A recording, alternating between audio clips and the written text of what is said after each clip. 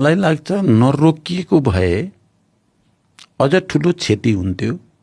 नेपाली जनता अझ हामी 17,000 को मृत्यु भयो द्वन्द्वमा दुवैतिरबाट गरेर।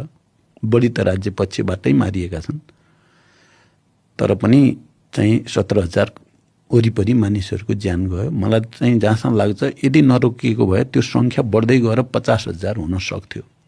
त्यहाँसम्म चाहिँ भिडन्त गर्न सकिने तागत हामीसँग नि हुन्थ्यो, राज्यसँग नि हुन्थ्यो, तर कसैले पनि जित्दैन थियो। र राष्ट्र निकै ठुलो अप्ठ्यारोमा र असफल राष्ट्रको चर्चा त्यति बेला चल्न थालेको थियो। अब यो चाहिँ नेपाल अब कोल्याप्स हुन्छ भन्या जस्तो चर्चा चल्न थालेको थियो। हुनसक्छ अब अन्तर्राष्ट्रिय शक्ति केन्द्रहरूले कुनै न कुनै रूपले नेपालमा शान्ति कायम गर्ने भनेर चाहिँ अन्तर्राष्ट्रिय सेना आउनेतिर जान सक्थ्यो। त्यसो गर्दा नेपालीको स्वतन्त्रता, स्वाधीनता भन्ने कुरो बडो अप्ठ्यारोमा, जस्तो अफगानिस्तान